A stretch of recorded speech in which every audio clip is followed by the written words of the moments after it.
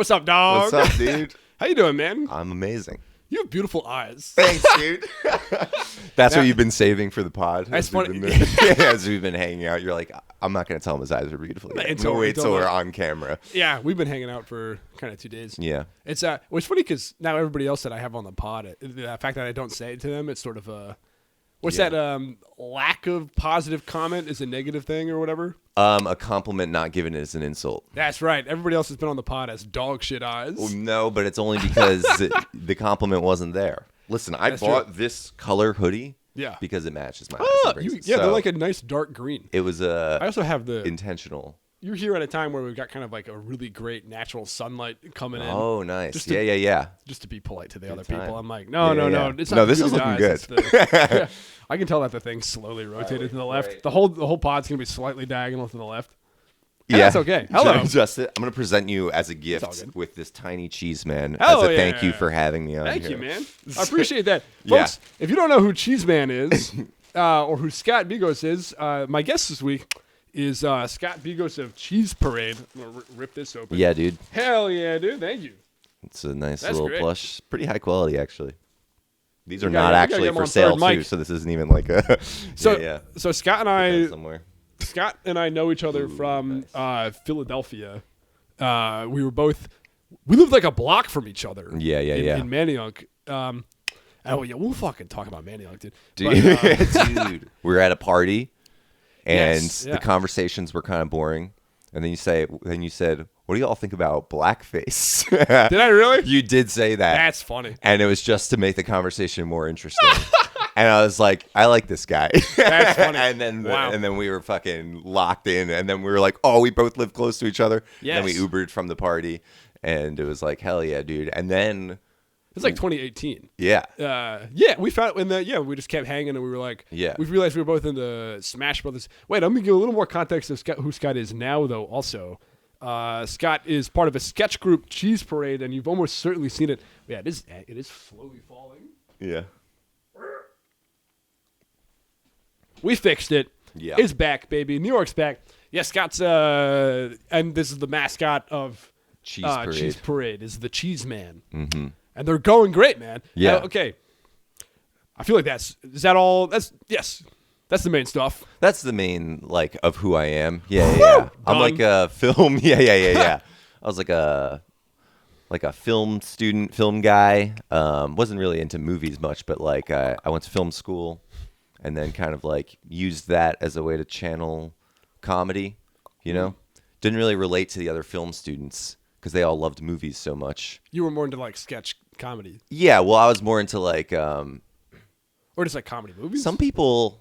No. Some people, film students, some film people, they just love movies so much that that's all they can think about and make movies. So it's like, what are you even going to make a movie about, you know, other than making movies? Right. Film is just a medium through which you channel something else. So it was like, I'm a comedian and film is just the thing I have to use. Right. It's like, it's not like, it's just this tool that I need to learn. You just got to learn how the camera works. Yeah, and like about how to set up shots for like the funniest possible ways and all that stuff. It's a fun tool to use, but it is like, that's definitely like the origin story of like, Right.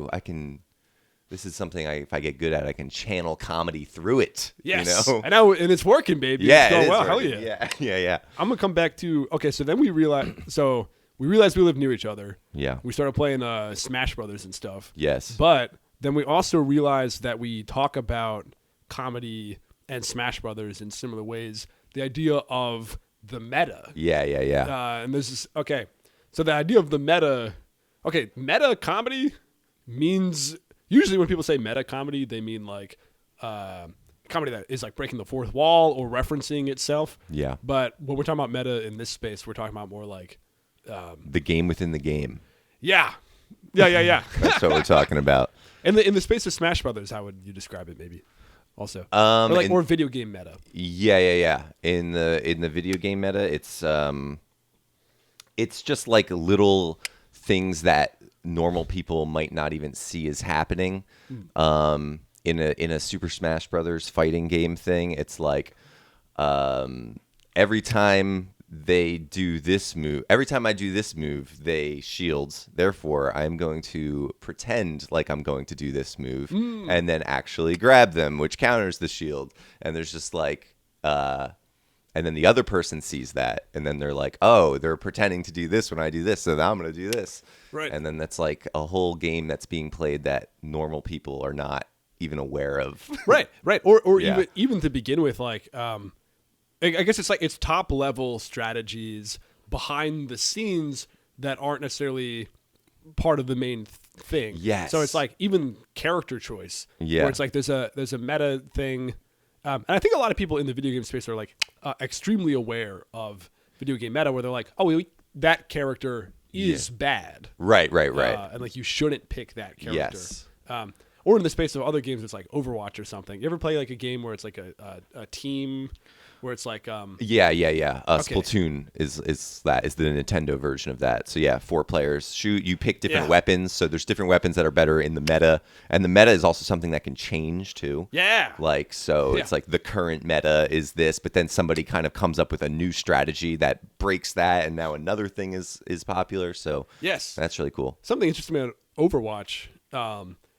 I think that I'm not really playing that as much anymore these days. I feel like they maybe fucked it up a bit. But the meta of that, it's like, okay, you've got your attack characters, you've got your healing characters, you've got your tank characters, and people would kind of, the meta would be which ones of those and what ratio, and then the developers codified that meta, and you had to pick Yes. 2 of each. I remember when they did that, and I thought that was really interesting. And also, Yeah. I wasn't sure how to feel about it because it is weird for the developers to try to impose, no, this meta. is what the game is supposed to be. Yeah. Yeah. If people were Instead of breaking- letting it be what it becomes, you know. Yes. Yes. I'm always a fan of not imposing like bans or anything like that. Like in Super Smash Brothers Melee, because it's an old game, they can't update it.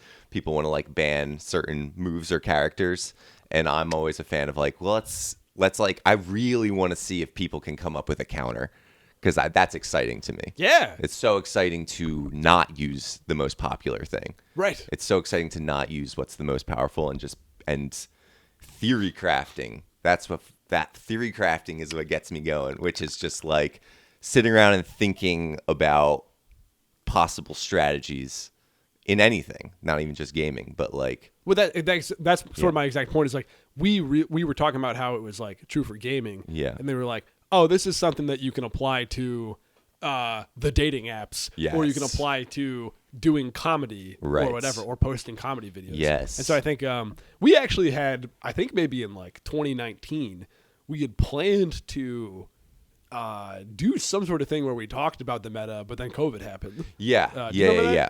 Well, you were talking about having like different people in different fields just to explain the meta of their field. Yeah. And I would just do sketch, but like then you would get somebody for each. I was gonna do like a new. Yeah, that was like an idea that you meta, had. Yeah, But I don't know. It was a little too meta. Yeah. I don't know. A little too. I don't know, Yeah. head high type idea. I But, think yeah. I think describing it as top level strategy that can be ignored. Right. So that's what separates it. Like you can play Super Smash Brothers in a certain way. You can go on dates and not be thinking about a lot of like stuff, or you can think about it a lot more. Right. Right. And like, and my example is always like someone who just like goes to dinner and sits across from them and does all of the generic date stuff is not like, in my opinion, they're not optimizing the meta of dating, because I'm like, no, you have to sit at a bar so that she can show you with her body language how turned in she is. You're doing- like, Right, or it's going like to a park and like giving opportunities for her to show body language is like it's playing that kind of game instead of being like, I'm just gonna do what everyone does. yeah. Or Yeah. it's like the idea of like, and I think a lot of people are subconsciously engaging with meta strategies on different stuff without necessarily outright calling it, where they're like, oh, you got to be liking people's stories. Right, You know what I right. mean? They're like, oh, that's a clear flirt signal. Right, and, right. And people will talk about it in that way, but you can also just like someone's stories without thinking of like, oh, this is within a type of pattern that people are doing these days. Like you can just be like, Right, you just right. be a horny dog, Yeah. going like, Yes. "Ugh!" Yeah. Without necessarily being excited about the mere idea of having a strategy, which Right, is what, right. which Well- is, I almost like thinking about it and more than doing it. You Yeah. know, that's like, it's fun to. Yes. Yeah. And when you see this part too, the talking about it as a strategy can be cringe a little bit, or it can be like, Oh, it seems insane. It Yeah, seems yeah. insane. It seems But like there's an ick element, to it. Especially in dating. Right, Yeah, because yeah, that seems It seems psycho a little bit. sociopathic. Yeah. It But it's does. also like, no, you're aware of patterns. Yeah. And it's also logical, especially what I'm saying. I'm not saying it's never saying like, if you do this, then she will do this. Right. It's saying, give her a chance to express how she feels. Yeah. It's By the like way, we're most- saying she from a heteronormative self-projecting idea. No, Yeah.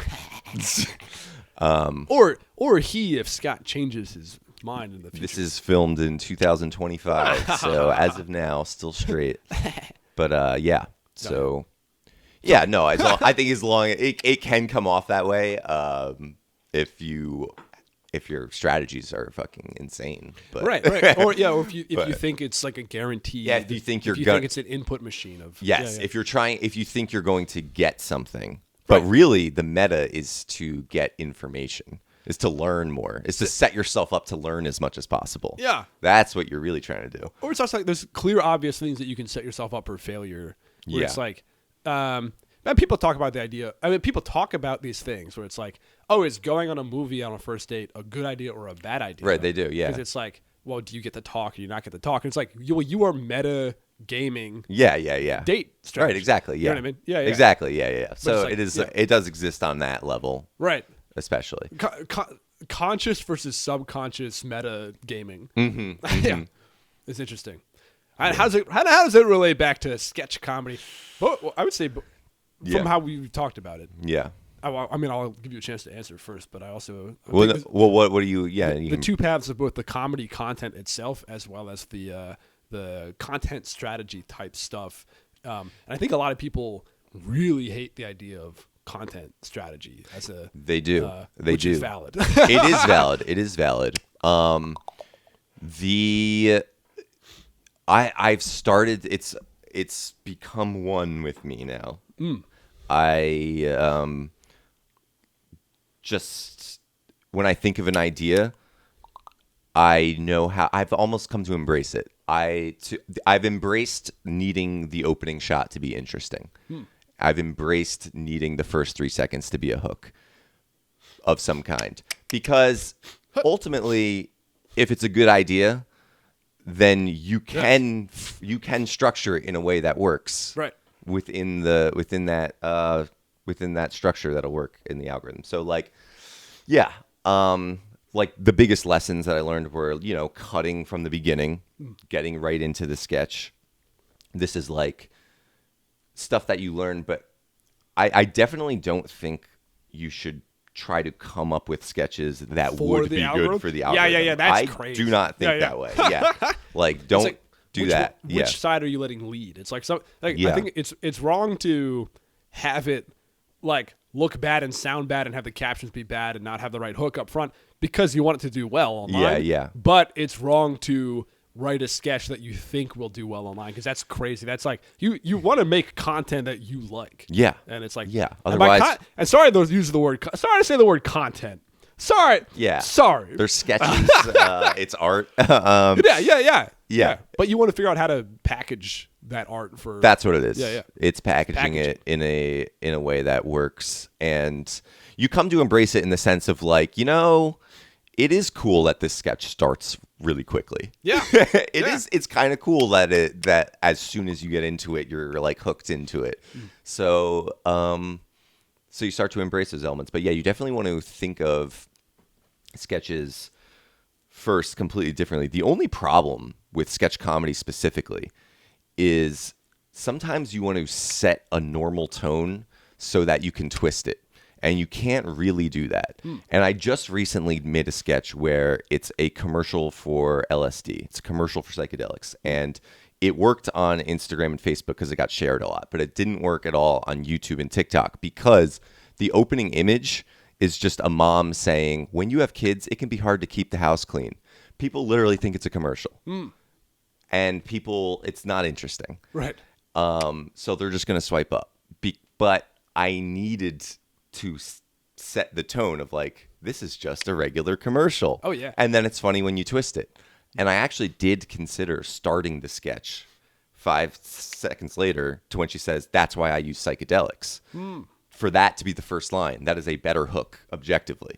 But it loses meaning. The whole thing starts to fall apart. It's like, because then a kid shows up later and we didn't establish that she had a kid. Why is there dirt all over her kitchen? Because we didn't establish the kid running through the kitchen. Right. And also just the tone of this is a commercial makes the rest of it better. Yeah. So I decided to stick with, this was an example where I decided to stick with the artistic view over the algorithmic view. And it did luckily still work on Instagram because people shared it. And that sharing overcomes algorithm. Because that's real virality. Is the algorithm? Yeah. I think the algorithm. Well, to some degree. on Instagram, maybe a little more so. Like if somebody shares it, that tells the algorithm, hey, this is good enough that people will share it, so show it to more people. That's true. Well, coming back though, this idea of the hook up top. There's this thing with like songs these days have switched. They put like the catchiest like part up top because it needs to go viral on like TikTok or Spotify or whatever, and that could be good for some songs and sometimes the music, but it has like bottlenecked a lot of music to be a certain structure. Yeah. And then maybe that's true for sketch comedy as well. And something I thought you were saying was interesting is like, this is true for shorts and stuff. Yeah. But I remembered you mentioning that then in a longer form thing, once you get enough people from that, you can then do a more interesting longer form thing. Yeah. Long form allows you to not be stuck in that algorithm, basically. So, like, for example, in the psychedelics commercial, that works better in a long form because I don't have to worry about that hook at the beginning being a problem. And basically, you have more leeway in that sense where you can spend 5 to 10 seconds setting a normal tone and before you start doing the comedic twists. And that's nice for comedy, for sketch comedy especially the kind of sketch comedy I like to do, which is I like to pretend that it's something else. I don't want you to think like, oh, I'm watching a sketch. I want you to think, oh, I'm watching a movie trailer, but it's a silly one, So like, I want it to look and feel like something else. So a lot of times if in longer form compilation stuff, you just get a little more leeway to set that tone of like, this is a real serious thing. Yeah. And sometimes when you're watching longer form sketch comedy in a compilation type form, sometimes the beginning before the joke comes in, it's funny. Like there's a group, Birthday Boys. They make great. the kind of sketches that I like. And they'll just do stuff where like the joke isn't even in like the first minute. It's just them kind of like setting the tone, but they're so good at setting the tone that I'm already laughing because I'm like, they're just nailing this so hard. They're not even making fun of it. The only reason they're making fun of it is because I know that they're comedians. Yeah. But they're actually just mimicking this perfectly. And I don't even care what the twist is. No matter what it is, it's going to be funny because they're nailing the tone so perfectly. That's cool. Just like, oh, this is a documentary about guys who leave their job and like travel across America. And like the twist ends up being that they're just visiting all these chain restaurants across America. But for the beginning of it, it's just like, it seems straight down. It's just like, this is a documentary. We're guys. And like, that is such a funny thing to make fun of already. Yeah. That like, it's already funny, even though there's no jokes. And interesting. It's like when The Onion has a certain headline that's like not quite like that out there, but you're like, because it's The Onion, you're like, right. Oh, that's fucking hilarious. Yeah, exactly. Yeah. Shit, fucking. How would you describe the tone of your stuff? You parody a lot of it, but that's a good question. A lot of it's like different. Yeah, I try to keep there's stuff that's like different from each other. I've done a few different tones. Yeah. Trope and character gag a lot. Tropes are the best. I love tropes. I love starting with a trope and then doing something different with it. like I brought up fake movie trailers. We get a bunch of those. Those are always fun. Yeah, what's the tone? I don't know. Sometimes it's like absurd, dreamlike. Live action interdimensional cable. Right. That's what it is. That's what it is. Robot Chicken was one of my first inspirations. Oh, interesting. Yeah. Like back in high school, my idea was like, I want to make like a live action Robot Chicken where it's like really short sketches, but it's live action. And this was like before then Rick and Morty did their interdimensional cable. And yeah, I like that. I like I remember you mentioning that's kind of what it is. This thing of like you're like both characters should be weird. Yeah, That's yeah, an yeah. interesting. Yeah. Yeah, that's something I've thought about a lot. When I'm watching a sketch and it's like somebody being weird, it's a weird guy being weird, and then everyone else in the sketch is like, what? My brain starts to I just get bored of it. I don't know. My brain starts to just be like, yeah, like, oh, I know everything the normal person's going to say. But then it's like, I generally don't like making sketches like that. Those sketches can be funny, by the way. Like, I'm not trying to hate on people who do that. But it's really, I like to make everybody weird. Right. I like when the world is weird. Like, the world we're showing you, everyone's in on it.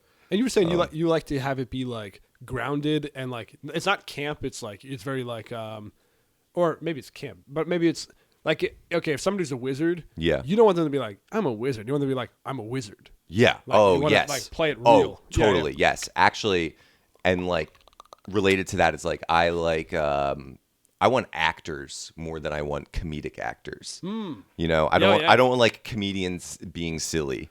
I want dead fucking serious actors. Yeah. And I was saying that about Naked Gun. Naked Gun, yeah. The new Naked Gun is really good because it's serious actors saying insane stuff, and like that makes it funnier. Yeah. Like if you're parodying a football movie halftime speech, it's less funny if the guy doing it is a comedian. Right. It's less funny. It's much way funnier if he's like a real actor. Yeah. Because then everything that he said, you're really expecting him to say serious stuff, and then the funny stuff is funnier. I can't stand when I see comedians and comedic actors in roles. It's such a like producer brain thing of like, well, it's comedy, therefore bring funny person in. And it's like, no, they're just reading lines and being a character. Like they're not using their comedic skills at all. Oh yeah. Their face is actually detracting from this. I think another example that really always annoyed me was the show Drunk History. Oh, interesting. Drunk History always got comedic actors to be in the roles to do like the reenactments. Oh, but they should be doing the. They should have gotten real. Yeah, yeah. Like it's good to have them do the narration. Yes, but the people. In reenactments, that should have been real actors all the time. I'm adamant about that. It annoyed me so much, just the choice, because it's like you got Jack Black to just do the voiceover here, or do like that show has people talking and then they're like lip syncing it, and it's like that could have been anybody. Like, right. Why are you, just because we've laughed at him before, you expect me to laugh now? You know, like it's like Jack Black is saying the funny thing. This guy is miming Jack Black's mouth. He should be a good actor who's like that. Yes, exactly. He should be a puppet. Yeah, exactly. Sort of. Yeah, that's puppeting. Right. That's puppeteering. That's puppeteering. And we can get on the. By the way, what the hell? You got a damn puppet. And I make puppets. Hell I made this one, and I made a bunch of costumes. Puppets are too. the new meta. Yeah, dude. Puppets are amazing. Everyone loves puppets. This is my new content strategy: puppetry. So I made this out of couch foam. I do it. But I'm obviously about to. Oh, first introduce the puppet, and I want to talk about. Oh, he's just like a mouse guy. He's the lead singer of a band. We made What's his name? He doesn't actually have a name. Mouse guy. I don't know. He should have a name. That sucks. Yeah. You should name his ass. Cheddar? Did you come up with it just now? Somebody wanted to name. We have a dog puppet as well, but that one I just. Sorry, I said that sucks, Cheddar. but that's my true heart reaction. He needs a goddamn name. Dude, that's fine. Cheddar's pretty good though. Mr. Parade. Mr. Parade. That's I've how about his first name is Rain On? What is that? Sorry, that's stupid. I hated that. Sorry to do a pun. I'm not a pun guy, but I hated that one so much. Quick thought about yes, both doing because one of your videos is this puppet doing singing like an emo song. Yes, yes, which is great. Yeah.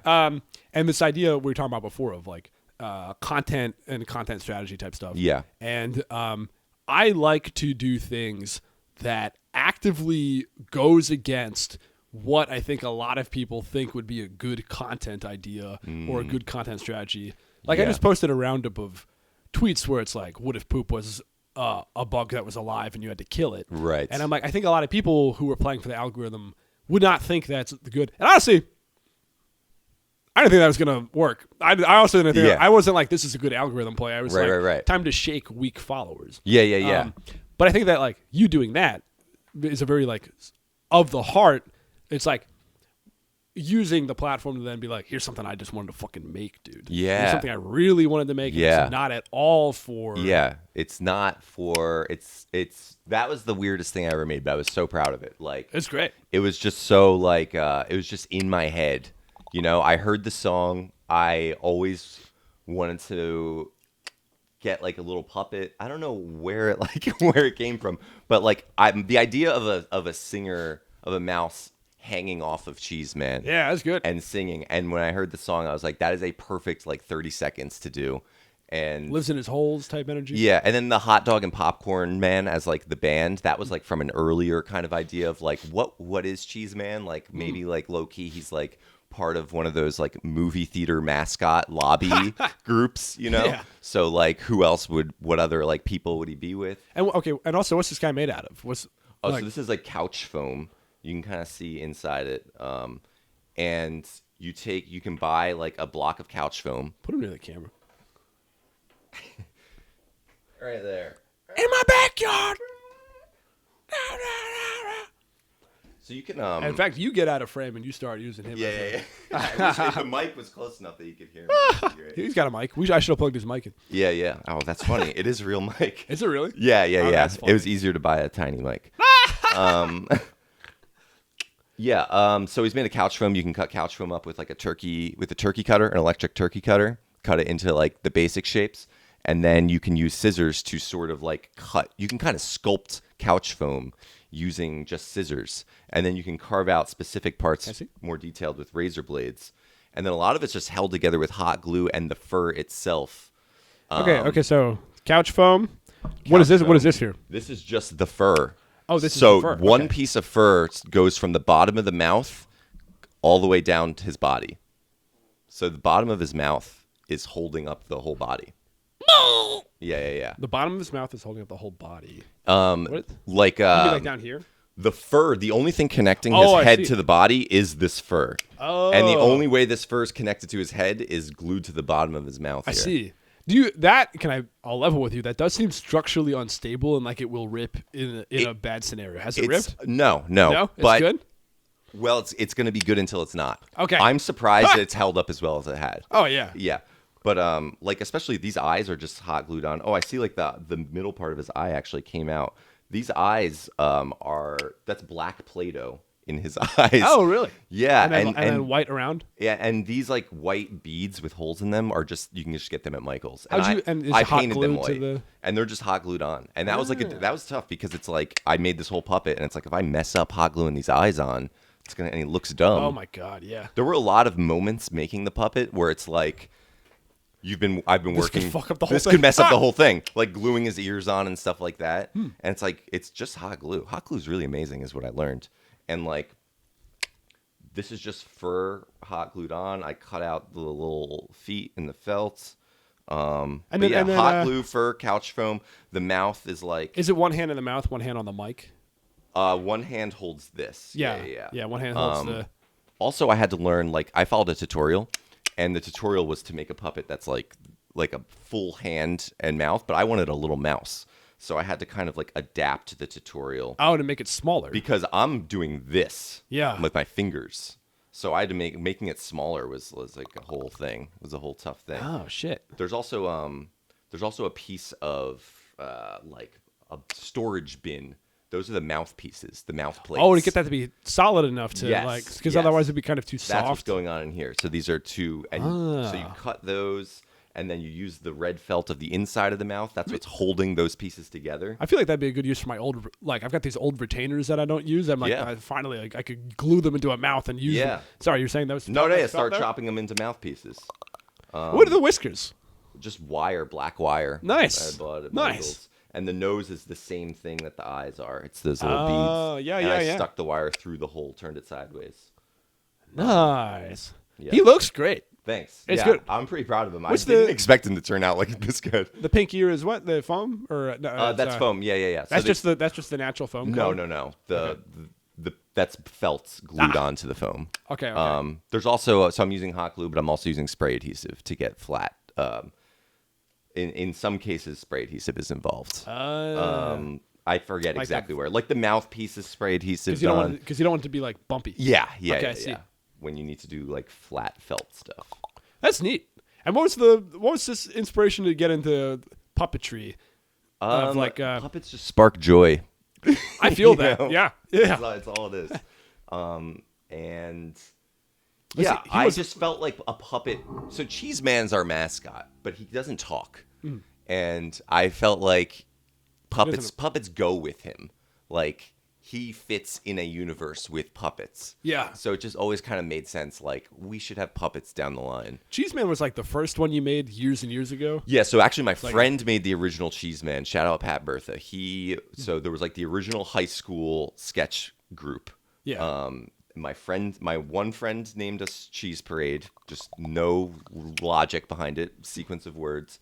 And then in college, my other friend Pat designed like the OG Cheese Man costume, which was like kind of like a smaller version, but like the vision was all there of like the way the holes work as the eyes, like to make the costume work. Yeah. And the way it like sits on your head. And then when it came time when I was like, all right, I'm going to get serious about this whole thing, then me and Pat worked together to make like the good Cheese Man costume. The fine cheese. The nice one, which I do want to remake now because I've learned so much about crafting since then. Oh, yeah, it's really heavy. It sits on your head. It like is not comfortable, but it's like a tank too. But now if I remade it, I would, instead of using cardboard, use like craft foam and maybe even have it Velcro together so it can be broken down. Oh. I've gotten like really good. When I was making Hot Dog and Popcorn Man, I learned so much about, and I made a Tesla bot costume. Oh yeah. So like, I've just really learned about Velcro, foam, the different kinds of foam, the rolls of foam, as well as the couch cushion foam, as well as the hard craft foam. Yes. And hot glue. I love seeing the genuine passion. Yeah. I like that you for real are like, Yeah. I'm into puppets now. Like that's yeah. fucking sick. Well, what's really cool is like, it's been really cool to have the skills of crafting costumes build on each other, in a way. Yeah, there you go. It's been really cool to, like when I made Tesla Bot, it was a lot of work to make this Tesla robot costume. It was a lot of trial and error, and it was figuring out, learning what to use and all that. But in the back of my head, I know like I'm getting better at something here. Like I'm learning something. I don't know how this is going to help me. And then same with the puppet. It's like not even to make more puppets in the future, but I'm learning something that's going to help me.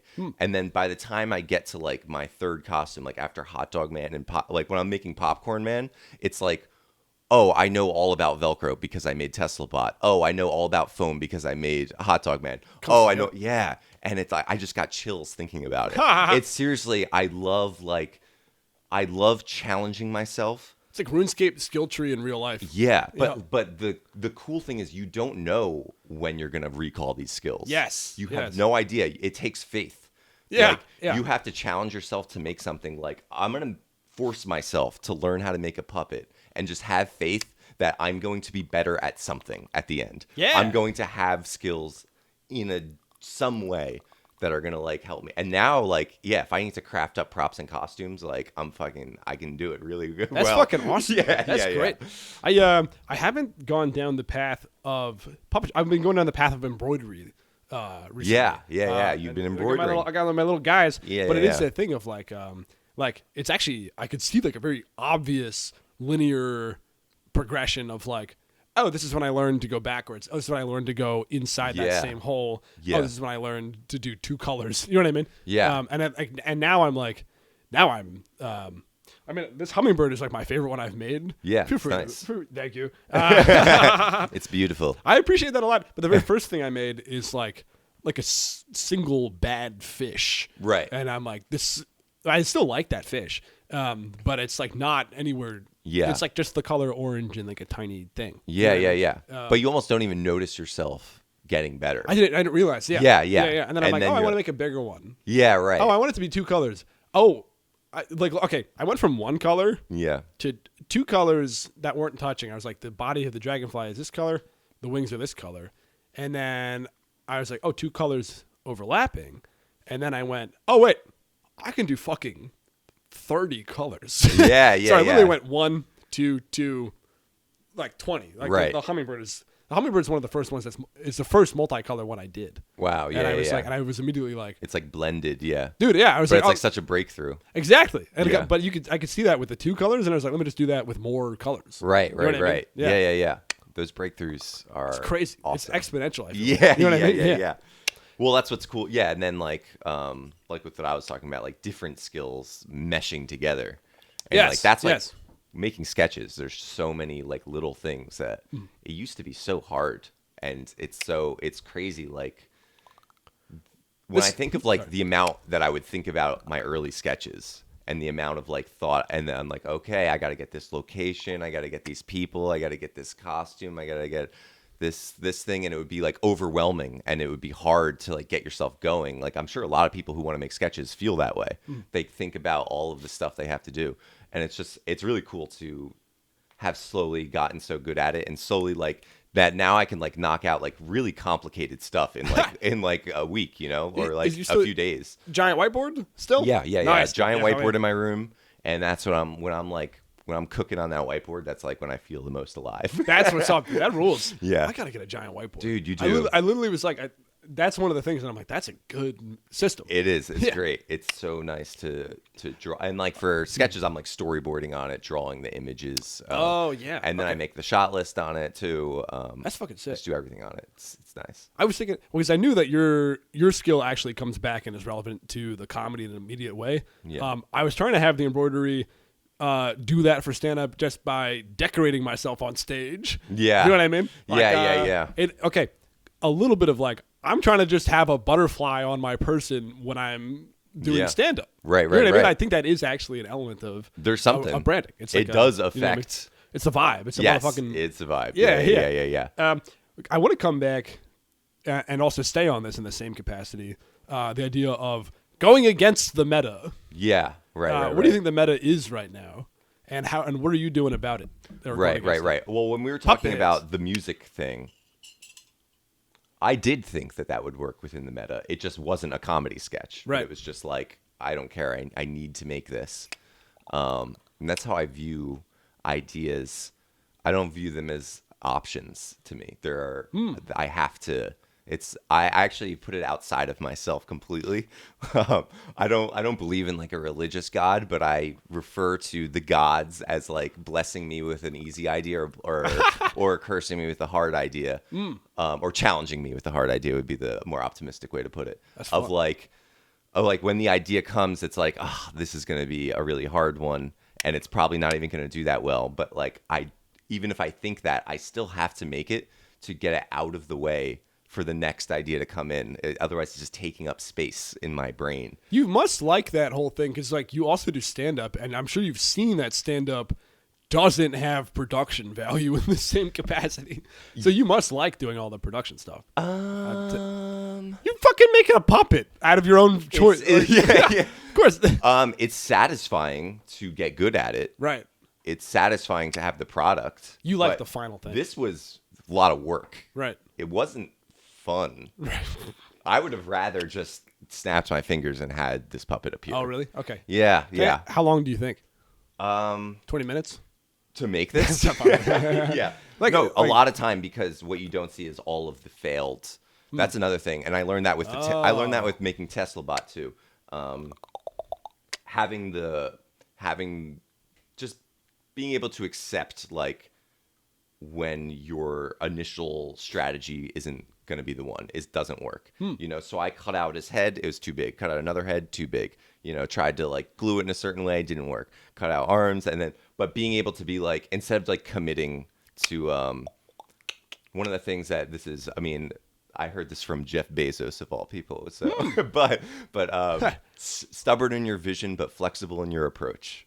Oh, I think that is really good. I feel like he got that though from. He probably got it He's from not like yeah.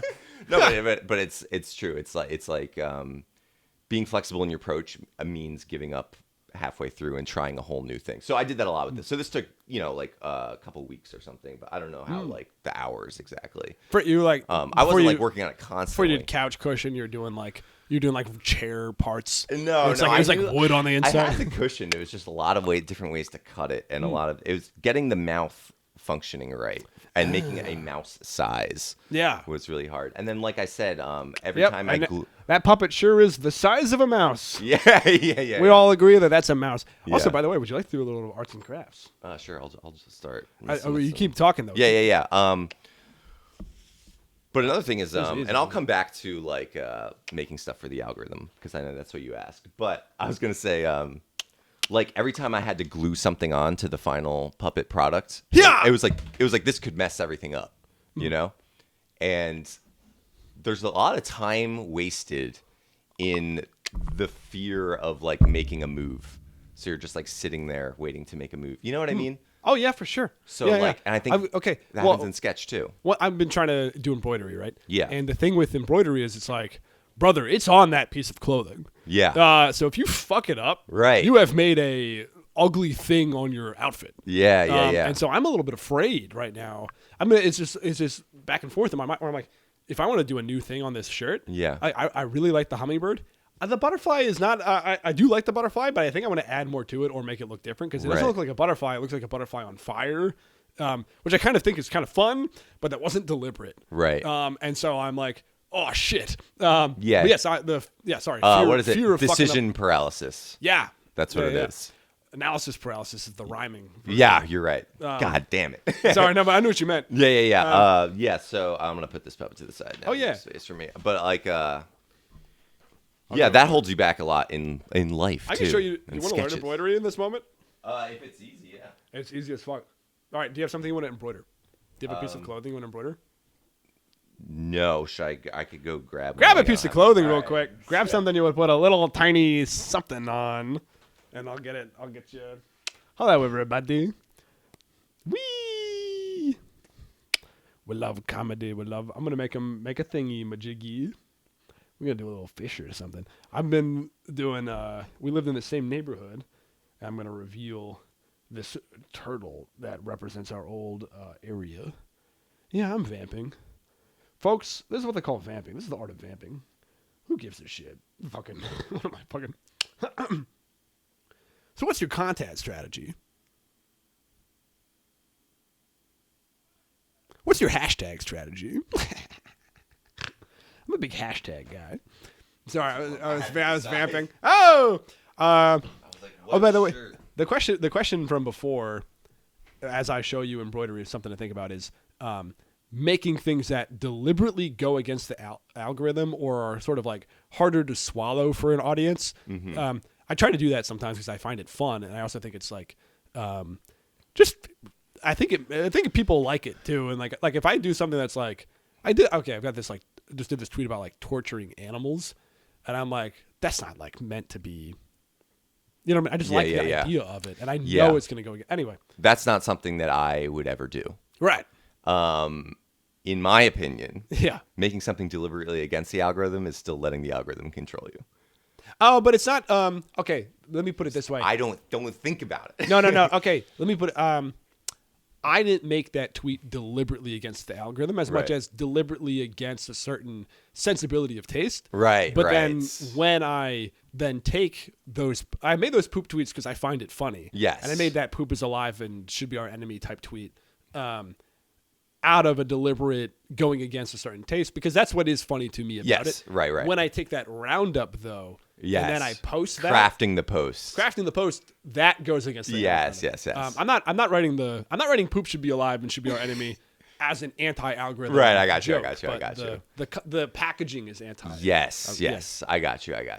Yeah, I mean I don't do that. I'm not playing it's a whole different game. It's a different game. Whole different game. You're in the stand-up thing. I don't post like at all. Because you have to make a whole sketch. I just make a sketch, so whole sketch. Your sketch, when you're making the sketch, it Yeah. has to be like you are thinking this has to have a hook up front.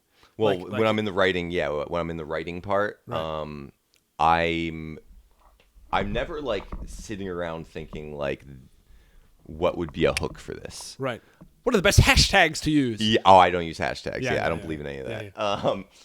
But if the idea is there, then the hook is there. You just need to find it. Right. Because the idea is interesting. If you like the idea, I agree. the hook's there. The way I open my stand-up clips is I just go, "What's a good joke to open with?" Yeah. All right. This joke would work up top. Great. Let's put that up top. Right, exactly. What part of your shirt would you like to have embroidery on? Let's do like one of these freaking guys. Okay, great. So basically, take this hoop, and you're gonna put this one's gonna be the inside part. Okay. And you're gonna basically, you see how this is nice and taut. Yep. Find a spot, put this on the inside there. You want it to be easily accessible enough for you to regularly come in and out of that spot. Okay. So put that hoop there. And also, I'll see. reveal. So you were going through the neck. Is that what you mean? By Yeah. accessible? Well, yes. So this is through the neck. It's a little higher up. It's kind of on the shoulder-ish. I got you. You have to be able to continually reach it. Yeah, I like that. I'm gonna do that. Yeah. Okay. So then this guy, you're gonna put around that guy and tighten it so it's like taut, Okay. and then you can kind of wing it, and then you'll be able to pull the shirt. Yeah. You'll be able to feel it. It's like kind of an energy. Hell yeah. By the way, this is the Roxborough Turtle. Oh. This is the Bob's Diner shirt. Oh. Once again, we lived in the same neighborhood. Manayunk, Philadelphia, and I really love Manayunk. Manayunk is like it's a beautiful place. deeply important to my psyche. To be It honest. is. It's very important to me. Yes. So this is the Where Roxborough I've lived for like 10 years. It's where all the CheeseParade videos are filmed. Ridge Ave. Nice. Yeah. Oh yeah, it's fun. When I watch the CheeseParade videos, I go, "That's the Manayunk Bridge. That's the canal." Okay. So then, are you trying to do a cheese man? I'm trying to. I don't know what I'm gonna try to do, but I'm gonna try to. Cool. There we go. So figure out what you want to do. There's going to be a big thing. And as you do that, I'm going to get this guy. Is that taut enough? It should be drum taut. Yes. So maybe. Even more so? Well, if it kind of sounds like a drum, you should be good. And it feels like it's tight. Okay. Like you can just like gently pull it a little bit. So Yeah. you see mine like. You hear that noise? You're just making that noise. That's close. Yeah. You should be good. All right. Fuck, where did I just put my needle? There it is. Okay. Oh, there we go. Got it. Hell yeah. A dog? You want to just start with a random color, or what do you want to do? You got an idea? Yeah, let's do like I think I want to make like a goose. You want to make a goose? What color are we talking there? A white goose with White. a orange White and orange? beak. Awesome, dude. Okay, great. So we got white right here. Basically, get that end, and then this guy, and then you pull like an arm's length of this stuff out. Great. Okay, and now cut that off.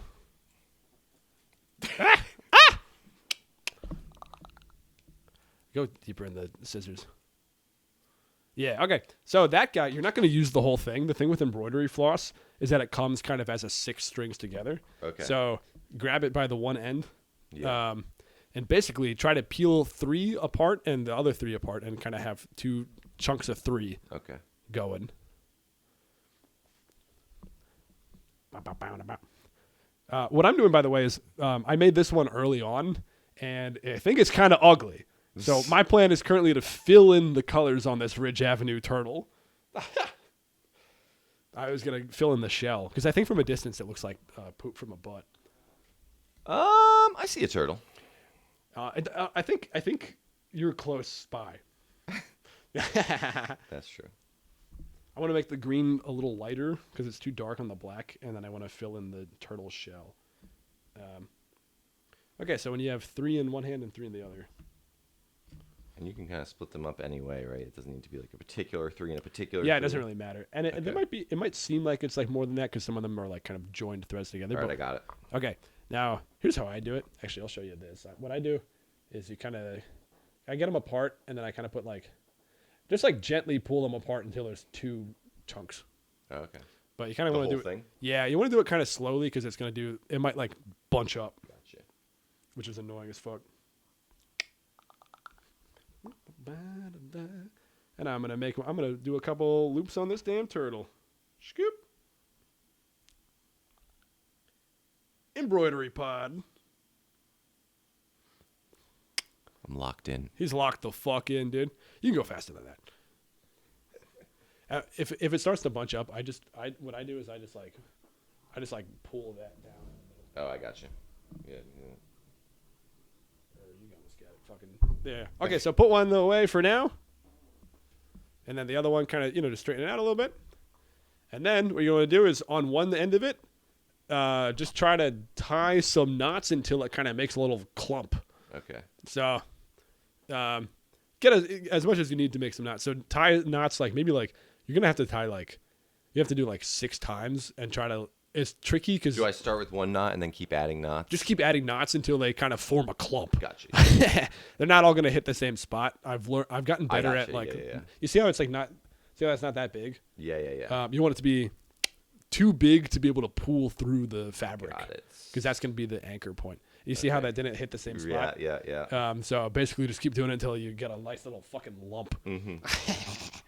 We're learning embroidery on the damn pod, folks. Sounds good. Anyway. Yeah. So what do you got? More stuff about the algorithm? What are you trying to?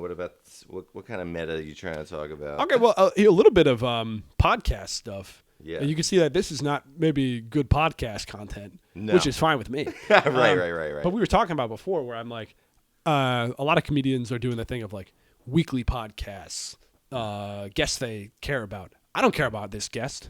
Right. Me? Yeah, of course not. Wait, I actually have thoughts on podcast meta a little bit, which is that I find that comedians podcasts. That's almost good, by the way. Sorry. Okay. What were you saying? That friends comedians podcasts, the lower level comedians podcasts. Oh yeah. In my opinion, they're too focused on trying to be funny. When I listen to podcasts that are actually popular from popular comedians and stuff, I don't get the sense that they're constantly trying to be funny. They just are naturally funny as they talk about other stuff. Oh, interesting. You know what I mean? And I think that's a big difference. I think a lot of people panic when no one's laughing. They're like, well, this isn't entertainment. This isn't funny. But it's we can have a real discussion, and it will just be funny because we are. Hell yeah, baby. That's what I think. So if I ever did a podcast, I'm a big fan of Rick Glassman. I'm a big Take Your Shoes Off. That's the only podcast I really like and truly like. Well edited. I was saying, I think that if you did one, it would be similarly edited. But I also like how he he does bits. That's good enough, by the way. Okay. So now, yes, he does bits. He does bits, but he's also he also will get serious and really try to act, make people bring out a side of people that is more vulnerable. Okay, so go to the other side.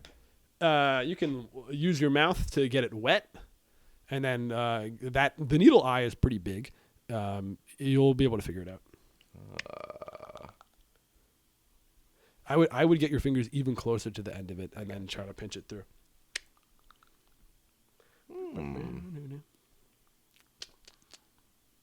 Scoop. Easier for a camel to pass through the eye of a needle than for a rich man to enter the gates of heaven. Huh. It's a Bible quote. I've got a bunch of video game jokes that I don't do. Yeah. Because of two video game referencing, and one of them is trying to dodge roll spam my way past the pearly gates. Oh yeah, that's funny. Yeah, thanks, man. Fucking. We're talking about? Oh yeah, I don't know. I think with the podcast, I'm it's not what I'm trying to do. It's not my core thing. Yeah. So but I do think that if I was a more cynical algorithm head, I would do a weekly podcast, get a big guest, clip 3 clips each episode or whatever. Yeah. But I don't give a fuck about podcasting. Exactly. Yeah. That's how I feel about to me, stand-up is the thing I'm doing in the background. I'm doing sketches, and then stand-up's my background thing. I do think that I might eventually do a podcast. I might eventually do a podcast or a show type like that. But I do firmly believe that I will be extremely good at playing the podcast algorithm game because I'm so trained in it, in clips and stuff. Okay, so give yourself some leeway like this. See how there's some leeway on the guy? Yeah, just hold the needle. You got it through? Yeah, yeah, yeah. All right, yeah, now hold the needle and give yourself maybe like 3 inches or so on the on this side? Yeah. Let there be a nice bit of space there. Okay. And now in here, you can come up through the back Okay. and then go all the way until the knot hits the end. And it's going to be where you're going to start your line or something. Okay.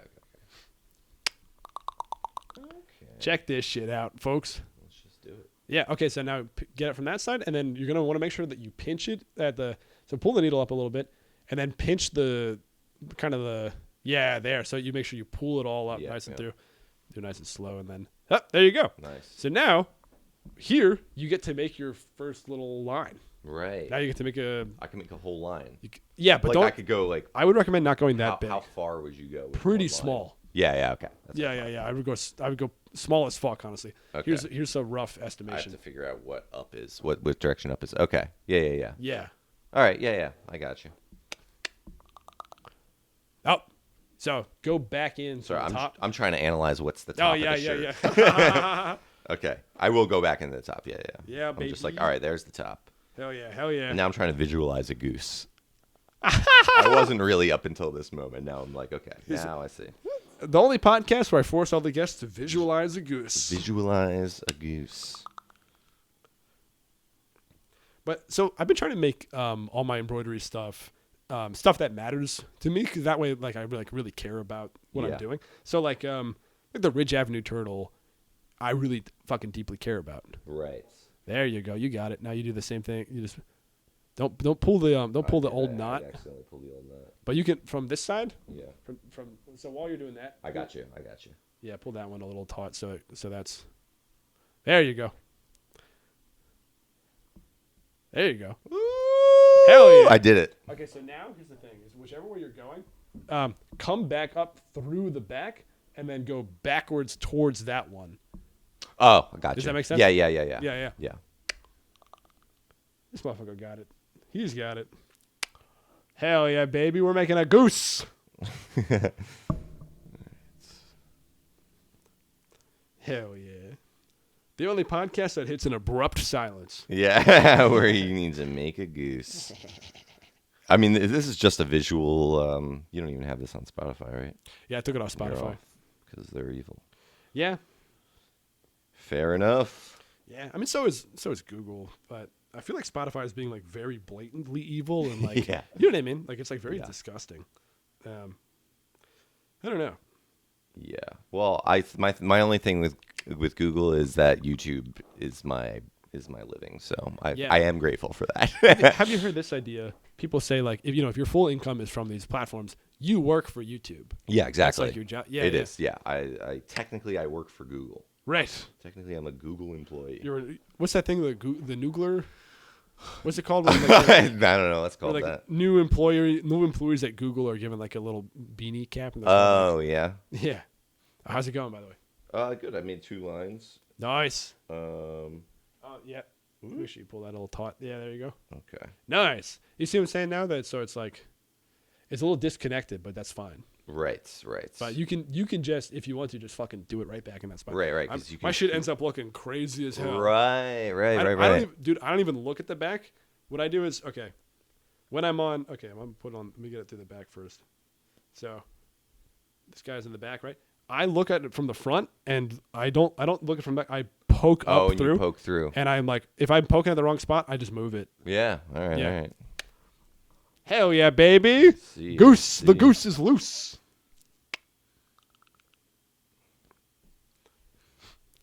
Gamers. Hell yeah. Hell yeah. Well, that's it. That's all I got. That's all. That's it. Nothing about the stand-up meta game. That's it. Those are my main thoughts. Hell yeah. Do you think that? So talking about the stand-up meta game. Yeah. Crowd work has been a major meta thing lately, and I do think that is an example of something where I'm that's not my meta. Right. Yeah, that's just not for you. By the way, this is Hot Ones. That's the premise. Right. Okay. It's I kind of get you to. Now that I'm engaged on a goose, I'm correct. oh shit, yeah, man, dude. That's right. That's wild, dude. I get you to half focus on it. Yeah. Yeah, that kind of reminds me of like in sketch, like there's just other types of sketch. Like in the way that you don't do crowd work, I don't do like certain types of sketches that are like some of the most popular ones, where it's like a character and then it's like it's just that character saying a bunch of things that character would say, you know. That's like a type of sketch that a lot of people make. Is that even a sketch? I don't know. It's like it's something. The Weird Roommate, and then it's The like, Weird Roommate is a perfect example, and then it's like the Weird Roommate saying a bunch of stuff that a weird roommate would say. Right. And those could be funny, but it's a joke vehicle. Yes, that, I call it Jokerama. Yeah. Jokerama, yeah. Yeah, where it's just like joke. Here premise, and then here's like a series of jokes that That's go honestly into this premise. If I were to do sketches more, that's kind of more of the style I would do, but it would be probably weirder. It'd be like the Swamp Roommate. You know what I mean? With the Swamp Roommate. Yeah. No, it makes a lot of sense. By the way, I don't do crowd work not out of I don't hate crowd work anymore. I think I did initially out of a sort of Annoyance. A lot of out of annoyance, but now I think I see the artistry of it more, and I respect it more. And I view it more as reality TV is kind of the idea, right? Which I think like the initial aversion to reality TV does make sense of like, whoa, what the hell? This isn't TV, but then it's like, oh, this has its own merits in a certain space, right? And I do actually do crowd work, but it's more like in the moment if it feels necessary and somebody is talking or something, something happens in the room. But I tend not to post it, and I'm not deliberately being like, what do you do for a living? Yeah. I never do it. I've done it like one time.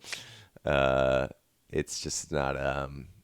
It's its own skill. I mean, it'd probably be worth it to learn it and grow that skill. But I'm not far enough in stand-up to be worried about that part of the knife being sharpened. You know, I'm still sharpening the basics. Right. So yeah. Which by the way, I think being good at sketches has helped me in stand-up, because I just understand what it means to get good at something. And so I definitely see like a lot of stand-ups, or a lot of people in general, with like a why aren't I already famous attitude. And I don't have that with stand-up at all, because I'm like I haven't put nearly as much, like many hours, and I look at the people who are good and I see how much they're putting in, and I'm like, it would be insane of me to think like. And there's also like what it means to get better at something. Within that is like thinking that you're good, but it's hard to see how good you can be. You know? Yeah. It's hard to see because you can't really envision what the better version of you even is. But knowing that it's there is like being humble enough to know that a better version of you is in the future. Is that also the thing, Dunning-Kruger effect? Is that what that one's called? Like the if you're brand new, you think you're gonna be really good, and then it's like you very quickly are like, oh shit, this is a lot of stuff to know. There's a chart. There's a chart, and it's very popular in like jiu-jitsu circles as well. Right. Where it's like you get smacked down immediately. You immediately get smacked down and humbled, and then you start to learn some stuff, and then you start to think you're good, and then there's another like, and then there's another like, no. Yeah. I was thinking about this idea just now of coming back to the video game element of it. Is that the style of stand-up or style is like, or like classes. It's like one-liners or story or rant are like choosing are you a warrior? Are you a wizard? Corny. But or like what gun class are you? Are you a tank? Are you a healer? Yeah. That's fun. I mean, that reminds me of that sketch you just showed me where they're treating stand-up like a video game. Did they do that? Oh, yeah, they did choose your own character, but I don't think they did classes like that. No. So what are the classes? One-liner. Which, by the way, I do think is not that many people choose that class. I do think No, one-liner is a very specific, lesser used class. And then there's like personal story. Person. Yeah. I try to stray away from that, but I do it. I still do talk about it. I try to be like 3-liners. Yeah, hell yeah. Like- Bits. Yeah, like really short. I do want like every other sentence to be a joke. But it's not Are they necessarily just set up punchline then a completely new premise. It's Right. like setup and then another setup line that's like kind of funny, half punchline, you know? Another setup, kind of half punchline, but we're really building to this line, you Yeah. know? Yeah. You know, that's what I'm trying to do. That's what I'm trying. I like rapid fire. I like being rapid fire. I like writing, you know. I'm definitely more of like I value writing over performing for sure. Same. Just in my general like Oh, values. that's okay. Not just the meta of the content, but there's a lot of meta behind the scenes stuff where people are like, okay, one of the main metas of stand-up comedy is the grind. Yeah. And I think that meta is so cooked and wrong and What do you stupid. mean? The idea of stage time Yeah. being a quantity game Right. versus a quality game. And I think people are nuts about. They're like, people are like, oh, dude, you got to do a set every night for years to get good. I'm like, no, that will make you bad. This is old news for me. This is one of my oldest Ideas. opinions. Yeah. But hit me with it, because I agree. I kind of agree, and I understand. Yes, but I think that is an example of more like strategy meta, and people think that they have the good strategy meta where they're like, you got to do X many mics a week or whatever. Yeah. And it's like that meta is backwards. It's actually it's fucking you up. It You know could. what I mean? It could fuck you up. It's like if it could. But it could help. It could help some people if Yeah. their mindset is correct. Then I don't think it necessarily has to hurt to go on. It could help a lot to be constantly Every going on night stage. a week for years. That's a lot. I mean, some people do that. is what I'm And saying. some people, they're not learning. Right. If you're not learning, then it doesn't matter. And like that's another thing about like when I see social media metagame stuff where it's like you need to post every day, you need to post this many times a day, and it's like, but what are you posting? Like, why isn't that part of the conversation? Like, what are we Yeah. need to be learning. Otherwise, it's pointless. You'll just post stupid stuff every day. Yes, that's another quantity game. Yeah. where people think it's quantity. They It's do. quality. It is quality. It's Quantity leads to quality is the idea. That's the logic behind that, is that if you Right. do it enough, you will get good at it. But you do need to have that mindset Right. of learning and getting better. If you don't have that, if you literally think just doing it over and over again, but then like some people really aren't learning. And that's what I was talking about. People who have a why aren't I already famous mindset, like they're not learning because they think there's nothing more to learn. yes. So knowing that there's more to learn, even if you don't know what it is, you don't know what it is. You don't know what it is that you have to learn still. Yeah. You Oh, never, yeah. if you did, you know it then. Yes. I'm gonna keep this extremely vague. But you and I went to a show not too long ago. Yeah. And somebody who had like a pretty bad set. Yeah. And like I'm a very supportive audience member because I like comedy and I like laughing. Right. And this person like, I'm like, if they had said a joke, if they had said more jokes, I would have like laughed. I would have been. I'm trying to be like Support the room. Right. Yeah. Yes. But the stuff that they were saying was basically like, it wasn't really jokes. It was, Right. And they were getting mad in a way that the crowd wasn't laughing. And I'm like, you have not said a joke. Yeah. Right. And then afterwards, we basically like they blamed the crowd. They blamed the audience. The classic Yes. thing where it's like, oh, you just told me that you didn't learn anything. That's what I'm saying. Yeah, Exactly. that's what you're telling me. Yes. Yes. And I talk about that all the time, especially in stand-ups. And especially when I hear the phrase, oh, I guess you guys don't insert something.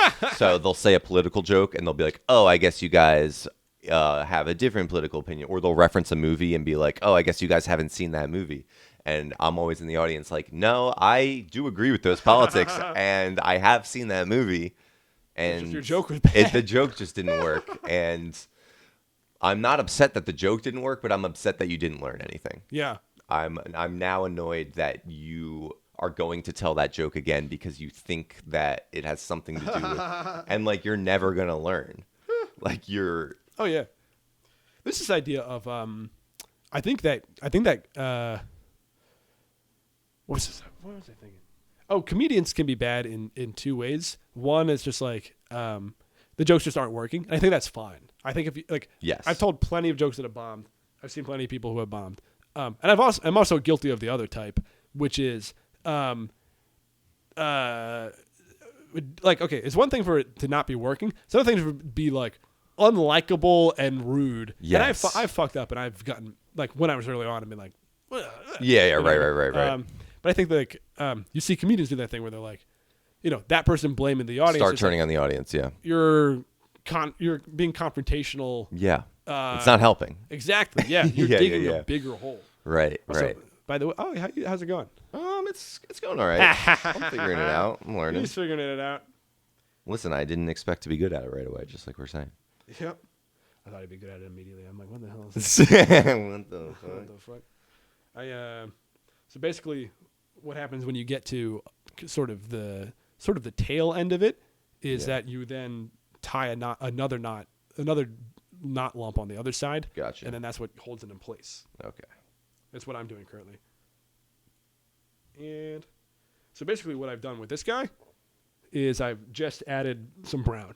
That's all I've done so far on this pod. Mm-hmm. Demonstration of how long things take. It does take long, yes. It takes a longer time than you might have expected. So there's a good chance we won't finish this on the pod. Oh, no, there's no way. Yeah. But it's fine. I'm enjoying just the process. Exactly. Yeah. What I like to do is sometimes I'll listen to a pod and then I'll embroider. Oh, yeah, that's true. It does go well with that. So then once you tie the knot, you've got the knot there. I've got my knot wad and then like this excess. Yeah. Nice. So that way it's not like fucking just rubbing your nipples on the inside of your shirt. Yeah. I've got a new string of brown. I got a new string of brown here somewhere. Do you see my big wad of brown here somewhere? Also, when I don't want to lose the needle, I just plop it into the. Oh, nice.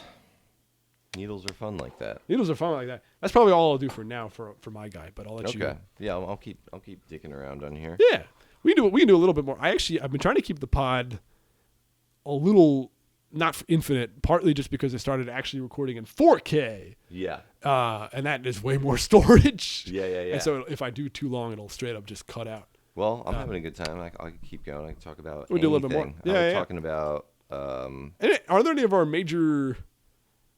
I was like, I touch on meta and sketch and maniac. Meta, sketch, maniac. Maybe I was a little manic. I'm like this topic. Good. Yeah. Those are all. Scott's crashing with me. We've been chilling for 2 days. We have, and we've been talking a lot about everything. So yeah, that's how that works. What other you ever talk about? I don't know. Nope. You ever talk about like personal stuff? Oh, for sure. Yeah, absolutely.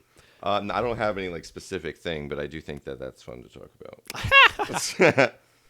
Let's see. Yeah. I'm trying to think of. We're both from Philadelphia, baby. We're both from Philly, but we vaguely brought up dating. But I don't know if there's anything to really. No, we talked pretty extensively about it already. Yeah, well, it's kind of the idea of the idea that top level pattern awareness for different fields is meaningful and can help. Yeah. And I don't know. I think that's like, I think it's weird that people are so distanced from that, or I don't know. Yeah. Well, but it might come back to people who think that there's not more to learn. Right. I think that's always maybe what it comes back to. And I think there's like a fear of losing too, because you gotta play to learn and not to win. Sometimes playing not to lose is a way to not learn, right? and then you'll never win. Yeah. So in the stand-up context, it's always doing the same set that works instead of taking the risk. I've been thinking about absolutely. I've been thinking about this idea of when I write a joke, I'm trying to have it be like when I first write it, I want it to be like C or B tier. Okay. And then through the editing process, I want to try to get it to be A or B tier. Yeah. From my perspective. Yes. And then when I do it on stage, I don't think it's possible to. By the way, in tier rankings, S is sometimes at the top. It depends on the as opposed to A. So I think that if you write a joke or something or do a sketch, I think you can't know that it's going to resonate at an S tier level ahead of time. No. I think you can only think that something is good. Yeah. And then I think you can't write a joke and be like, this one is going to definitely resonate. No, you can't. But you can suspect it. Yeah. And I've suspected it before, but you still don't really know. When you say you want it to be B or C tier, is that you're just like, that's a goal? That's like it's a goal. It's an expectation. Yeah. I want it to at least be this good. Or more like at least work this well. I don't mind if I think it's a little bad. Yes. When I first write it, because it's not done yet. Yeah. And I think if I was writing jokes and I was like, every joke I write needs to be S tier, you wouldn't write any jokes. I think I would lose my mind. Yeah, you would not write jokes. Exactly. Yes. Exactly. So, okay. Huge part of writing is allowing yourself to write bad stuff. Yes. In fact, it's the most important part of it. Yeah. It's the most important part is allowing yourself to be bad. My butterfly pavilion joke, that was not the original punchline. Wasp gazebo. Yeah. But that's like, is the whole joke now. Yes. Yeah. But the original, because I was like butterfly pavilion, and originally I did do like another bug, and I think I did zone. And I was I was like, enter the like the cockroach zone. Right. Okay. But cockroach zone is not like a real thing. Yeah. And then I thought about, I was like, well, the wasp zone. Yeah. I was like, oh, there's wasps in gazebo. Like I got to that from that. Right. Like, but the first version of the joke is like C tier. Right. And then the final version of the joke is I like much better. You know what I mean? It's right. Higher tier. And then audiences don't like it as much. Isn't that funny? Butterfly Pavilion is a really fucking tricky joke for me to do. Yeah. This is the name of my show, and it doesn't always work. Right. It doesn't matter though. I know. Yeah. I'm that one's hit or how miss. That relates to sketch. It's like sketch. Like you try to make one that's like you try to make it A tier, but yeah. And like at what point, you just keep trying to kind of tighten it. It's interesting because the idea still needs to be there, but there's definitely like a tightening aspect of like, there's definitely an aspect of it that's like, I need to make a sketch next Monday too. There's an aspect of holding myself to that makes me go like, okay, I don't have all my, like maybe my best idea is going to require something that I can't get this week, or I don't have something for this week specifically. So I'll go back, look at all my old ideas, my old notes, find something that was a kind of an idea, but not that exciting. It didn't excite me enough to like make it immediately. Those are the best ideas when I'm like, this is going to be next week's sketch because it is the most exciting idea in my brain. Yeah. But when I go back and find like an old idea, then that's an interesting, different kind of approach to a sketch because that's me I'm going to take some time to try to turn this into something. Yeah. I'm going to be trying to turn this idea that isn't totally exciting out of the gate into something. Whereas, and then the other version, is when it's like, the idea is like the whole, when it comes together, it's so beautiful. Like when it comes together easily, that's the funny part about it is that the ones that do really well are the ones that are easy. And it's because the idea came together. The idea presented itself in a way that was so obvious that it was like, oh, of course this is what happens next. Of course this is what happens next. Of course this is how it ends. Because the idea was so, it was just such a complete idea from the start. Yes. Do you ever have this thing of like, you got an old sketch idea, but you didn't know how to make it good back then? Yes. But now because you've got this experience and you know how to execute it, you know how to do the proper, et cetera. It's so satisfying. Yes. That's the best. Yes. I don't know if I can think of like a specific example out of the gate, but it is I was going through that recently, like looking through my old sketches, and yes, there's moments where I'm like, oh yeah, that idea, like oh yeah, why didn't I do that before? Because I thought it would be difficult to do this, and this, and now I'm like, oh, that's not hard at all. Like, hell yeah. like what the hell? That's really cool when that happens because that's also one of those moments where you're like, oh, I'm getting better at this. Oh, we should also reveal, I did a sketch with CheeseParade back in 2019. I do a sketch. You're not gonna edit this. And he's fixing a wedgie. The government's watching him. The premise of the sketch is that I fixed the wedgie. He fixes then a wedgie, it's like and a then drone. it cuts to like a government facility, and they're like, there, right there, and it's like rewinding. That's where he fixes the wedgie, and it does one of those like close-up, grainy close-ups on the computer. Yeah. You know? Yeah. It's just a dumb version of a trope, which is like such a basic kind of Like a CSI type thing. yeah, or like the dramatic end of a movie where they're looking at the guy, they found the suspect, and they're like touching the screen, like there you are, yeah, like they finally We got him. Yeah, Yeah. we got him. That's the the line is get me the director. Tell him we got the son of a bitch. Like You zooms in remember on your really well. face. Oh, of course. I remember the way it looked. I don't remember the just lines. actually re-edited it because I'm making a compilation of all my sketches. Oh really? Yeah. Oh so, shit. editing everything into a Young Betty. into a full screen 4:3 aspect ratio. Oh yeah. What's next for Bigos? That's what's next. That's what's being worked on right now. There's merch and there's a compilation, and then in the very long distance, eventually there will be longer stuff with stories because that's what I want to do. Yeah, long form. You're doing Long form, like almost not a sitcom, but a sitcom. Always Sunny in Philadelphia, kind of. Hell yeah, dude. Something like that. Something where it's like, or like sketches in a sequence. Every scene's got to feel like a sketch. But this is another thing where it's like I need to make it bad to make it. You know what I mean? Yeah. Because it's another thing I got to learn. So that's why I'm putting it off. I don't listen to my own advice. It's like it's not gonna be.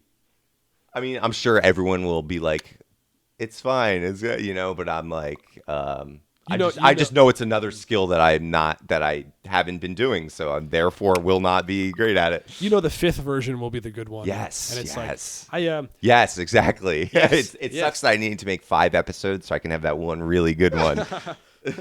I basically so I do one-liners, and that's the main thing I've obviously been working on. But sometimes I branch out and I'm like, I should write a story. I should write a rant. And I end up, I'll write a story, and so far I've only done one story that's like really been like a story. Yeah. But like a lot of the times when I write a story, I end up going like, well, here's the one joke from that. And it becomes a one-liner because that's the only thing I know how to do already anyway. So it's this thing of like, I'm trying to learn this other thing, but I keep doing the thing I know. That's so true. It's That like happens to me too. Yeah. I feel like I want to force myself to do a rant. Yeah. Or something. Yeah. But it's, like I want to.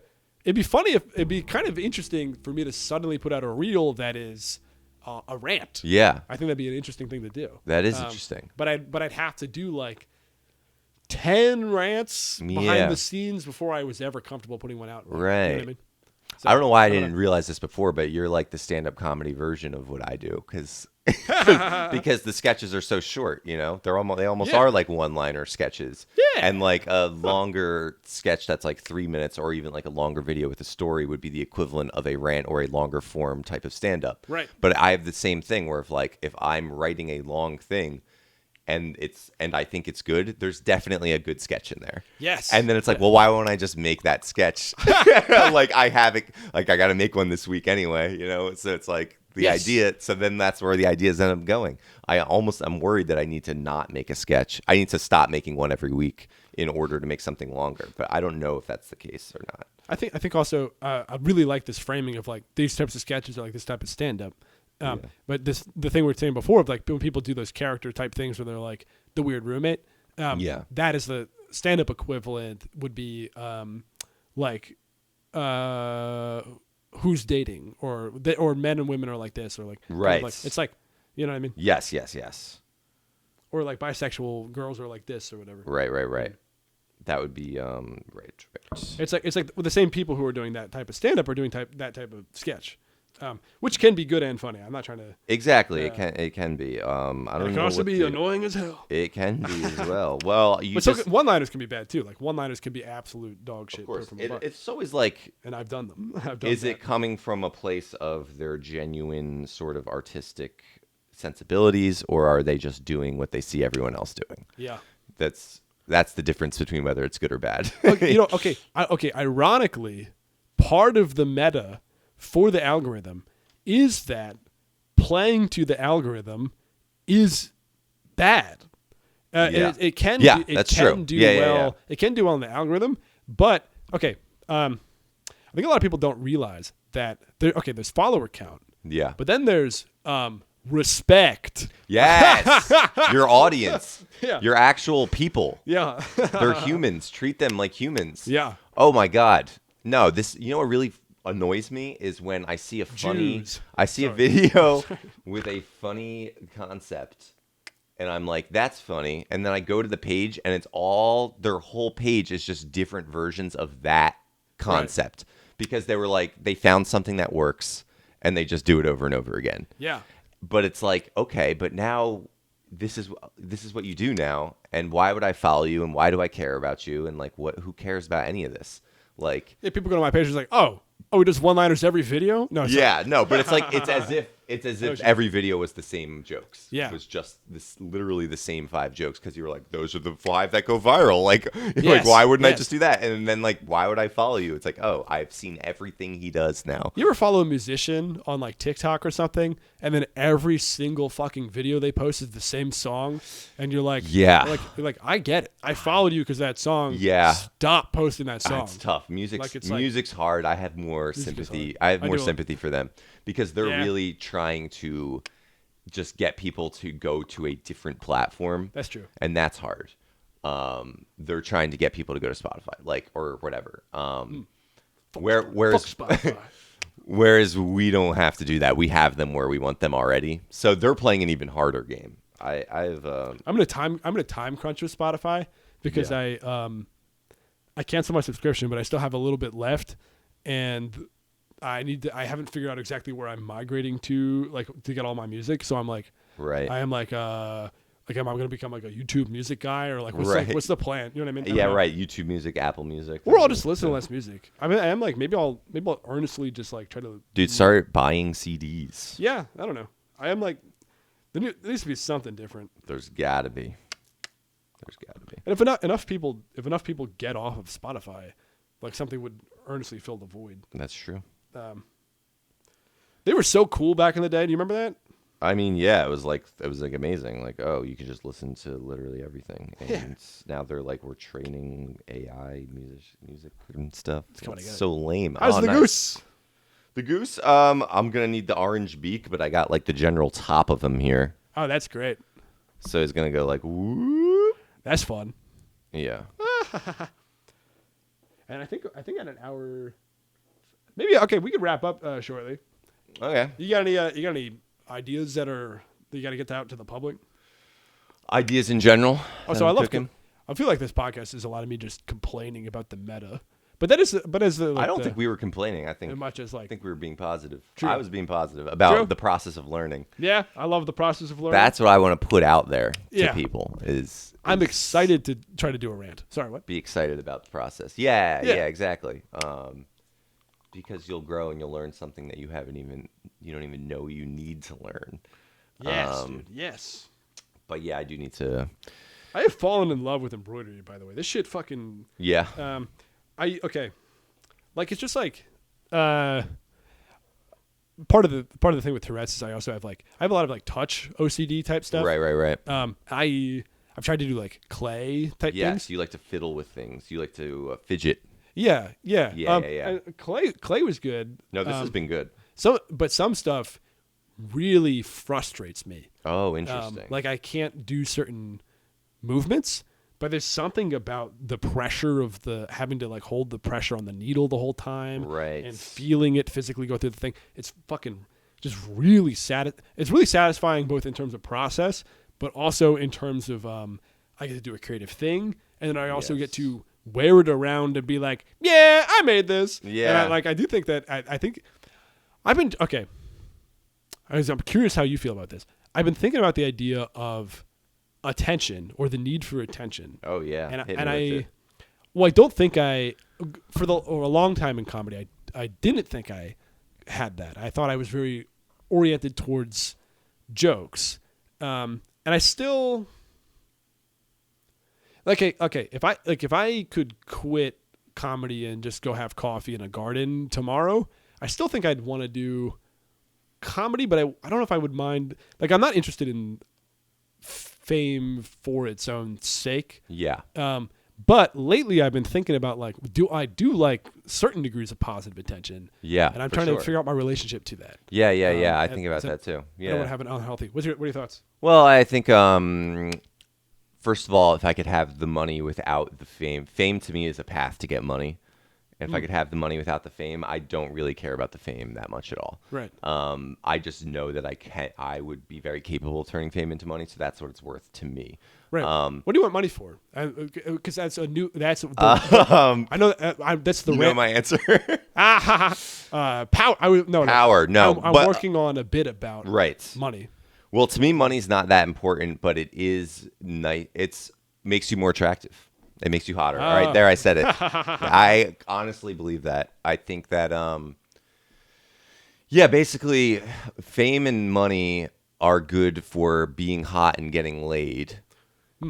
And beyond that, money is good for supporting a child.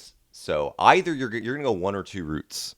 You're going to go the wholesome family route, and you're going to support a child, which is a great selfless thing to do with your money, or you're just gonna try to be as hot and as you can and just kind of like have fun and sleep around, and you'll go one of those two routes, and those are the two routes. But what you don't want to do is get trapped in a neither one. That's why I always am like a monogamous relationship where you're not gonna have a kid.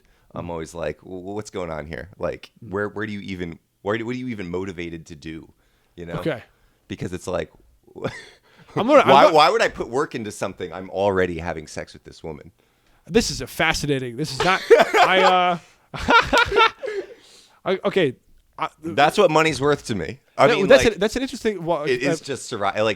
Survival isn't enough for me for some reason. I mean, okay. So I've been thinking about this idea of what is the point of money, and I think that's an interesting thing. Of the idea of sex and stuff, and I think that the desire for sex is a very natural thing. Yeah. And I'm pro that. I don't think that. I see what you're saying. I don't think that money itself is the thing that. This idea of getting laid from having money. No. Like, I should clarify that a lot. Yeah. All right, don't clip that. Clarify that. Huh. I don't think that just having money equals. First of all, having money makes literally everything easier in life. That's the point. Yeah. It makes so like. Well, but that's the number one thing that I want to be. But it's like you can, but like having your own house, like just stuff like that, and then also having attained your money through an interesting means such as comedy or having a skill. The skill, some people don't understand a skill until it makes money. They don't value the skill until it makes money. So my reasoning for putting the work in for turning a skill into money is because that is generally valued by people. And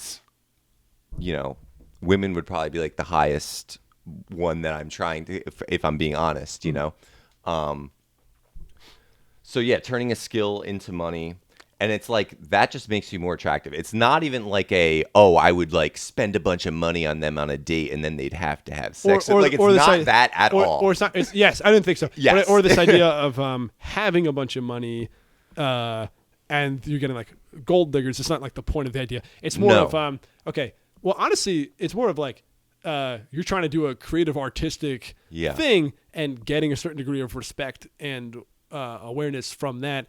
And then somebody who is like, oh, I really like that you are doing that thing and I like how you do it. Right. You're hoping to meet kind of people who are into that in that way. Yeah.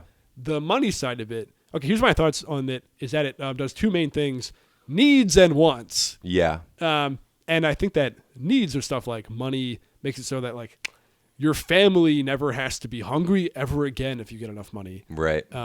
And or healthcare is taken care of. Right. But in terms of wants, that is when we get stuff like, okay, so how do I translate this into having an incredible muffin?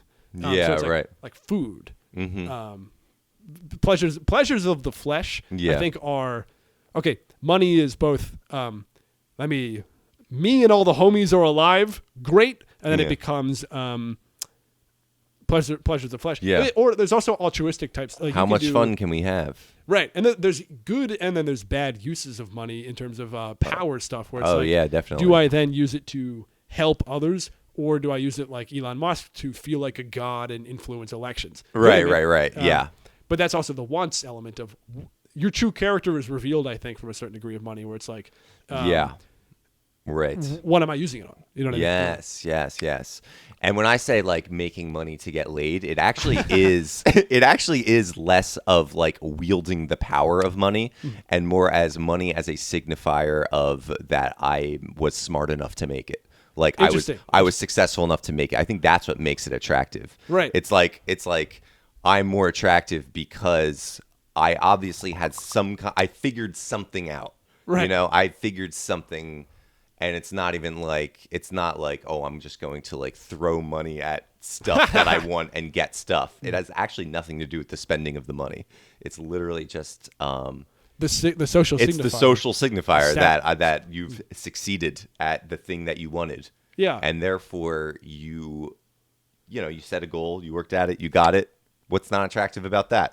Everyone likes that. The status and power metagame is an interesting idea. Oh my god! And well, guys, okay. Well, I like that I like how honest and straightforward you are. Yeah. I think a lot of people are extremely, I think deliberately hiding their intent with money and power because they have nefarious intent. Right. Some of these billionaires literally are going to like the pedophile island. Right, exactly. Which is like, it's crazy that it's an island entirely just inhabited by pedophiles. If I was a pedophile, I would want to go to Kid Island. Sorry. No, that's good. That's good. That's dumb as hell. Yeah. But for me, it's weird. Some people like I always have to like explain it. I like to always say stuff too in like the most shocking way up front, and it is funny. And then like walk it back. Well, that's an interesting. That is one of the ways that so famously like that's how Bill Burr will do like a rant or something. It's like you up front go, I want money for sex. Yeah. And the crowd goes, whoa. Yeah. And then you go, listen, like Yeah. You guys also want to have sex with people. Yes. And money is also, but I think that I think I don't view money as the signifier of my success in a way. Like I think because there's a lot of people who have money and I don't view it as attached to like the quality of their work or their ideas. Like Elon Musk is a great example. Yeah. But I would I guess I don't mind having sex with people who are interested in who like the work and who I have a good temporal connection with in that moment, and I'm like, oh, this is a nice person, we're having fun, etc. In a brief span. Yeah. But I don't know. It's not necessarily. It's less the money and more. Well, that doesn't bring me as much joy. Yeah. Is what I found. Is that because casual sex is extremely temporary. Yeah. And it's not like a real deep. Relationship thing. Right. What I like about it is the part where you cum your nut. Yeah. You know that part? Yeah. Just kidding. Just kidding. There's other elements of it I like. There's other elements. But at least I know you're not going to clip this in a way. No, I'm not going to clip this part. You can clip the hell out of this, dude. I'm not going to clip this part. But I do. But I guess that is to me is not my primary driving factor. But if I meet the love of my life because I'm doing this comedy and they identify with it strongly and they're very funny to me and I identify strongly with like their whole thing. Yeah. That is absolutely part of the goal architecture. Right. You know what I mean? Yeah. I mean, you're putting yourself out there. Yeah, I'm in it for love a little bit. You know are. What I mean? Yeah. That's why everybody, that's, let me put it in a more wholesome way. But I don't mind. Everyone's a little bit in this for love. Yeah. Everyone's a little bit in it for love. But I would be lying to say. I like saying love instead of getting laid. That fixes the whole thing, actually. Yeah. It is. Yeah, but it's the same thing. But I would be lying if I said that I also wasn't also down to sometimes fucking suck. Right. Is part of great clarification. You know what I mean? Yeah. You know what I mean? That's funny. I have to clarify. Yeah. love, and then you have to clarify, no, but also sucking your cock.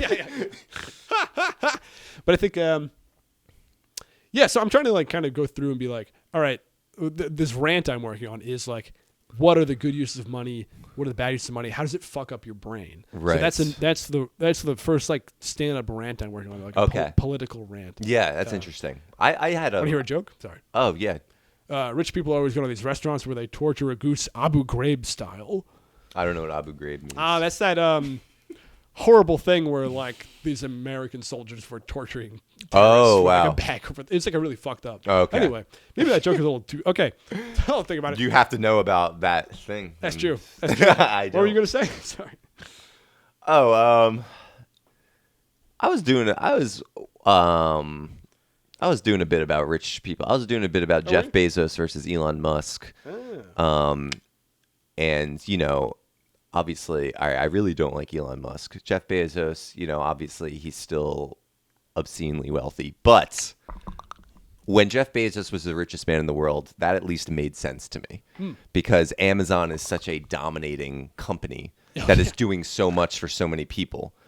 And then when Elon's the richest man in the world, it's like, wait, but if everything that you have your name on disappeared overnight, I wouldn't notice.